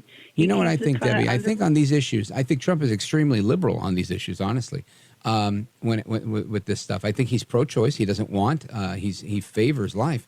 But when it comes to this stuff, I think he says libertarian is really what I should say. He that's the approach he takes, and he lets you do what you got to do in your state and let your state decide. And if the courts are going to decide, they're going to decide that. And I don't think he's being shady. I think he's actually super upfront about it, saying, look, I myself am pro-choice, which I am as well, but you do what you got to do, because he's a businessman. And I think oftentimes that's how business people operate. They're very matter of fact. They're very black and white on these types of issues. And so you started this conversation, and I'm really interested in having it because you said, I want to not make it all about him. And I said, sure, let's make it about the policies. So you brought up this one policy, but in this particular policy, we can't seem to nail Trump down to saying, I'm going to take your rights away. that's really just rhetoric that comes from like the Harris campaign and other people, but the facts just don't bear it out. Well, I don't see it that way. I see it that we got to vote Kamala to have our rights given back to us. That's the way I see it. All right. Now, Thank you, Rich. Oh, you're welcome, Debbie. Thanks for the call. I was hoping to do a little more conversation with Debbie there. But, okay, folks, we're going to pause right there. We're going to come back to the rest of your calls.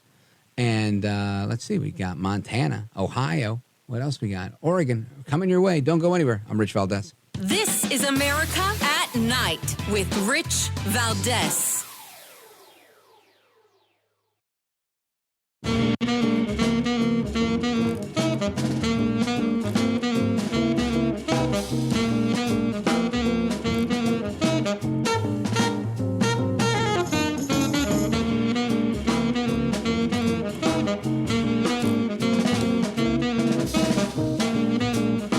Listen to you, Rich, all the time. America at Night with Rich Valdez. All right, amigos, welcome back, familia. We continue our conversation. Let's go to Zanesville, Ohio, WHIZ, and check in with Paul. Paul, go right ahead. Hey, good evening, Rich. Something I don't understand that my my sister brought up to me. She said, "How can Kamala Harris run for president and she didn't have any primaries? I mean, how do they just throw Kamala Harris out as a presidential candidate when Biden is still in office?" And sure. I'm confused on that, Rich, and I hope you understand me. I mean, I'm not the brightest bulb in the pack on politics, but I keep up a little bit. And I you're doing great, brother. That. Yeah, this is a simple one, right? And it's not a very pleasant response, but what happens is there is party rules, right? Political parties exist, and they have planks and platforms and rules and committees and delegates and all that stuff, which is part of their process for coming up with a nominee and all that. Right? They do that in effect. Right, especially with the Democrats and Republicans do it differently, right? They're having their nominating convention soon, right, in the next week, and they've already come up with they've already had a virtual poll or whatever it was that they do, making her the de facto Kamala Harris, the de facto person, and she's going to go and officially accept that nomination next week. Now, is it true that not a single Democrat, registered Democrat that can vote in a Democrat primary, not a single one has voted for Kamala Harris? That's true. That is true. Is it true that 14 million Americans that are Democrats voted for Biden in a Democrat primary? That is also true. But the reality exists that, let us just say, just like in the course of anything, God forbid, something fatal happened to the president, Joe Biden. They would have to replace a candidate, and you can't go and hold new elections. So you have these party policies in place to appoint someone. And the same way with throughout the year. That's why certain states, the governor, if the congressman steps aside or moves over, the governor gets to appoint their successor to finish out their term and then move forward. Those are all party decisions, right? These are not elections per se. That's part of how the process works in a representative democracy that's within our constitutional republic. So that's the reason in a nutshell. We don't always get what we vote for, and that's evidenced by, voting for what was that, FDR, who had a fourth term, and then he died, right? And there you go, right? You got somebody you didn't bargain for. We had the same thing with Kennedy. And anytime that type of thing happens. So these are, again, unelected people, unless it's an elected vice president.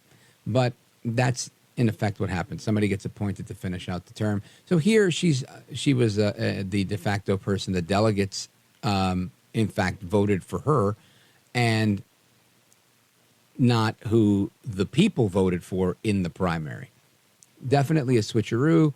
Definitely something that if the Republicans did that, I would take exception and say, hold on a second. You mean to say we all voted for you and now you're just going to bail? Not cool.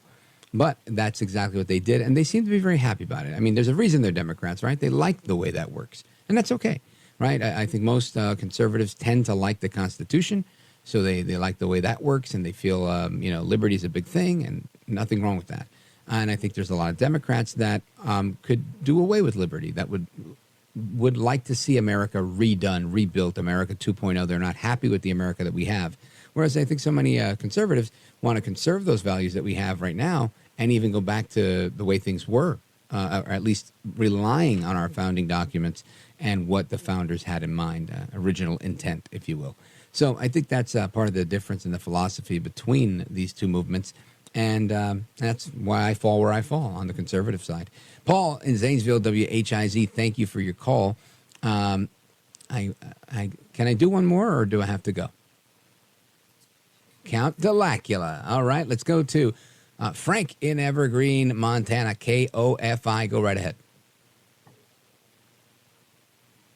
Frank, Rich. There you are. Go ahead. Tonight's speech from the White House himself, Biden, you're correct. He didn't sound like he was completely there. He's got an asthma problem, really bad, and it goes clear back to his deferment from Vietnam War that kept him out.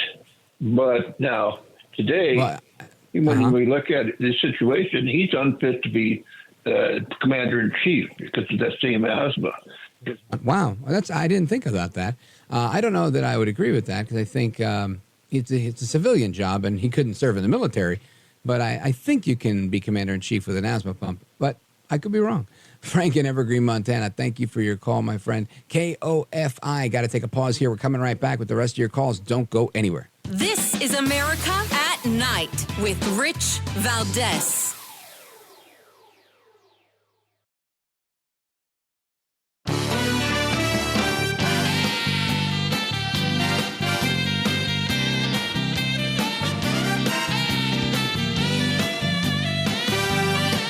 All right, folks, it's the speed round. Get straight to the point so we can get to everybody.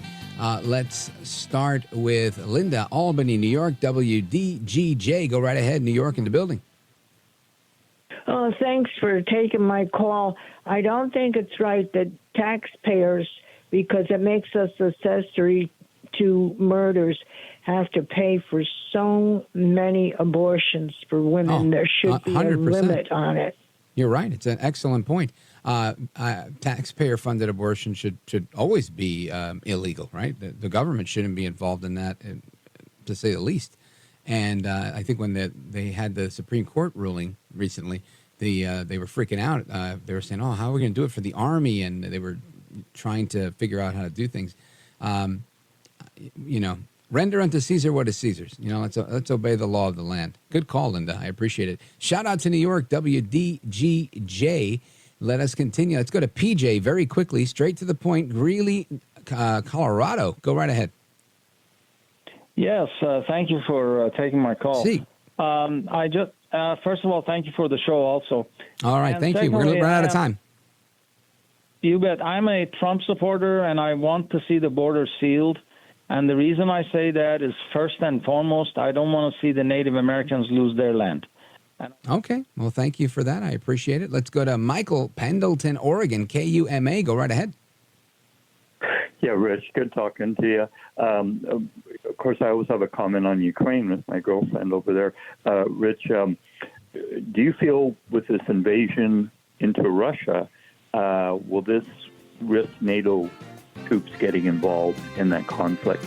No, I don't think it does. And I also think it gives them really good leverage so that they can try to either get their land back or say, fine, you want to take our land? We're going to take yours. Michael and KUMA, thank you for the call. Joe in Salem, John in Terre Haute, Indiana, WIBC, Paul in Boise.